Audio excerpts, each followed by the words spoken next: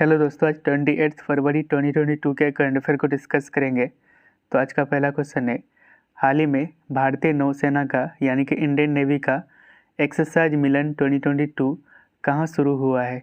तो इसका सही उत्तर ऑप्शन सी, विशाखापट्टनम में। तो एक्सरसाइज मिलन 2022 ये विशाखापट्टनम में शुरू हुआ है एंड इसमें 40 नेशंस के नेवी पार्टिसिपेट किया है। इस एक्सरसाइज का थीम है camaraderie, cohesion and collaboration. And इस एक्सरसाइज का एम है to project India as a responsible maritime power to the world, यानी कि भारत को दुनिया के लिए एक जिम्मेदार समुद्री शक्ति के रूप में पेश करना।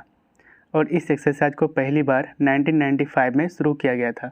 अगला क्वेश्चन है, हाल ही में मैक्सिकन ओपन 2022 में मेंस सिंगल टाइटल यानी कि पुरुष एकल खिताब किसने जीता है? तो इसका सही उत्तर ऑप्शन बी, राफेल नडाल ने। तो मैक्सिकन ओपन 2022 इसके विनर्स रहे हैं, यानी कि मेंस सिंगल टाइटल में राफेल नडाल जो कि स्पेन के टेनिस प्लेयर हैं एंड इन्होंने हराया है कैमरून नूडी को। अगला क्वेश्चन है, हाल ही में भारत सरकार ने किस देश से भारतीयों को निकालने के लिए ऑपरेशन गंगा शुरू किया है? तो इसका सही उत्तर ऑप्शन बी, यूक्रेन से। तो रिसेंटली इंडियन गवर्नमेंट ने 15,000 इंडियंस को यूक्रेन से निकालने के लिए ऑपरेशन गंगा को शुरू किया है, क्योंकि अभी रिसेंटली रसिया ने इन्वेट करा है यूक्रेन को एंड रसिया और यूक्रेन के बीच कॉन्फ्लिक्ट चल रहा है, ठीक है। तो रसिया ने क्यों इन्वेट करा है यूक्रेन को? तो यूक्रेन के ऊपर रसिया ने 24 फरवरी 2022 को इन्वेट करा था। इनका मेन रीज़न है, यानी कि one of the main reason है, क्योंकि यूक्रेन नेटो अलायंस को ज्वाइन करना चाहता था। एंड नेटो के बारे में जान लेते हैं। तो नेटो का फुल फॉर्म होता है नॉर्थ एटलांटिक ट्रीटी ऑर्गेनाइजेशन, जो कि एक इंटर गवर्नमेंटल मिलिट्री अलायंस है। इसको मतलब इसका फॉर्मेशन हुआ था 1949 में। हेडक्वार्टर है ब्रुसेल्स, बेल्जियम में। इसके टोटल 30 मेंबर है एंड लेटेस्ट मेंबर बना है नॉर्थ मैसिडोनिया। तो यूक्रेन आपको मैप में यहाँ पे मिल जाएगा। इसकी कैपिटल है कीव, जो कि यहाँ पे स्थित है। एंड यूक्रेन 1991 में यूएसएसआर से अलग होकर एक इंडिपेंडेंट कंट्री बन गया था। एंड यहाँ पे है क्रीमिया पेनिनसुला, जो कि 2014 में रसिया के द्वारा एनेक्स कर लिया गया था। एंड ये 2014 से 2014 से पहले यूक्रेन का पार्ट हुआ करता था, ठीक है।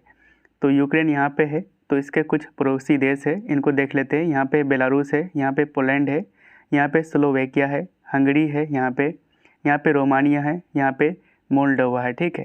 तो क्रीमिया जो पेनिनसुला है, इसको रसिया के द्वारा एनेक्स कर लिया गया था 2014 को, ठीक है। अगला क्वेश्चन है, भारतीय नौसेना को 12th P-8I maritime petrol aircraft किस देश से प्राप्त हुआ है? तो इसका सही उत्तर ऑप्शन डी, यूएसए से। तो भारत को 12वां P-8I long range maritime petrol aircraft USA से प्राप्त हुआ है।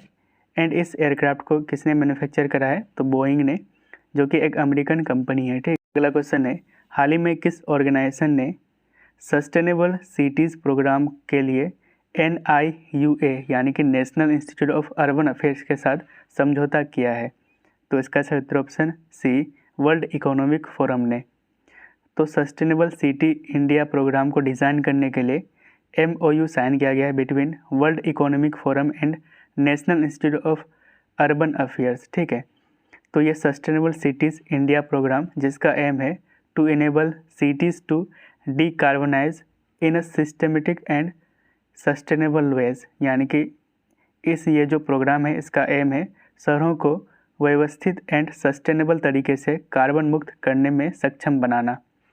तो आपको पता होगा कि COP26 समिट में, जो कि ग्लासगो में इसका आयोजन किया गया था, इंडिया ने इस समिट में अपना टारगेट लिया था कि ये 2070 तक नेट जीरो कार्बन एमिशन को प्राप्त कर लेंगे, ठीक है। अगला क्वेश्चन है, हर साल राष्ट्रीय प्रोटीन दिवस यानी कि नेशनल प्रोटीन डे कब मनाया जाता है? तो इसका सही उत्तर ऑप्शन बी, 27 फरवरी को। तो इस साल 2022 में इसकी थीम है फूड फ्यूचरिज्म, यानी कि खाद्य भविष्यवाद। तो इसकी थीम याद रखेगा। एंड इसको कब मनाया जाता है? तो इसको हर साल 27 फरवरी को मनाया जाता है। अगला क्वेश्चन है, भारतीय रेलवे का पहला सोलर पावर प्लांट किस राज्य में स्थापित किया गया है? तो इसका सही उत्तर ऑप्शन है मध्य प्रदेश में। तो इंडियन रेलवे का सोलर पावर प्लांट इसको सेटअप किया गया है मध्य प्रदेश के बीना में। एंड इसको कमीशन करा है भेल ने यानी कि भारत हेवी इलेक्ट्रिक्स लिमिटेड ने। एंड ये भारत का पहला सोलर पावर प्लांट है जिसके जरिए इंडियन रेलवेज के ट्रैक्शन सिस्टम में डायरेक्टली पावर को सप्लाई किया जा सकेगा। तो ये रेल है एंड इसके छत में जो ये सिस्टम लगा हुआ होता है जिसको हम ट्रैक्शन सिस्टम कहते हैं, ठीक है। और ये जो पावर प्लांट है ये एक साल में 1.8 मिलियन यूनिट्स इलेक्ट्रिसिटी को जनरेट कर सकेगा। एंड ये सोलर पावर प्लांट है जो जनरेट करता है एक डीसी एनर्जी को, ठीक है, यानी कि डायरेक्ट करंट एनर्जी को जनरेट करता है जिसको कन्वर्ट करना होता है एसी एनर्जी में यूजिंग इन्वर्टर्स। तो हम जो मतलब रेलवे जो चलती है वो एसी एनर्जी से चलती है। इसको पहले मतलब जो सोलर पावर प्लांट से जनरेट हुआ डीसी एनर्जी को कन्वर्ट किया जाएगा पहले एसी एनर्जी में यूजिंग इन्वर्टर। अगला क्वेश्चन है, हाल ही में किस कंपनी ने इंडस टावर्स में वोडाफोन की 4.7 हिस्सेदारी का अधिग्रहण किया है? Which company has acquired 4.7 stake of Vodafone in Indus Towers? तो इसका सही उत्तर ऑप्शन सी भारती एयरटेल ने। अगला क्वेश्चन है, हाल ही में देवयत्नम सम्मेलन यानी कि देवयत्नम कॉन्फ्रेंस निम्नलिखित में से किसके द्वारा आयोजित किया गया है? तो इसका सही उत्तर ऑप्शन है ASI यानी कि आर्कियोलॉजिकल सर्वे ऑफ इंडिया के द्वारा। तो देवयत्नम कॉन्फ्रेंस ये कॉन्फ्रेंस था टेम्पल आर्किटेक्चर के ऊपर यानी कि मंदिर वास्तुकला के ऊपर था। एंड इसको ऑर्गेनाइज करा था कर्नाटका के हम्पी में, ठीक है। एंड इसको ऑर्गेनाइज किया गया था ASI यानी कि मिनिस्ट्री ऑफ कल्चर के ASI के द्वारा यानी कि आर्कियोलॉजिकल सर्वे ऑफ इंडिया के द्वारा। एंड इसको ऑर्गेनाइज किया गया था एज अ पार्ट ऑफ आज़ादी का अमृत महोत्सव। एंड ये जो टेम्पल है हम्पी में ये यूनेस्को वर्ल्ड हेरिटेज साइट में शामिल है, ठीक है। अगला क्वेश्चन है, भविष्य का संग्रहालय यानी कि म्यूजियम ऑफ द फ्यूचर किस शहर में खोला गया है? तो इसका सही उत्तर ऑप्शन सी दुबई में। तो UAE के दुबई में म्यूजियम ऑफ द फ्यूचर को रिसेंटली इनाग्रेट किया गया है।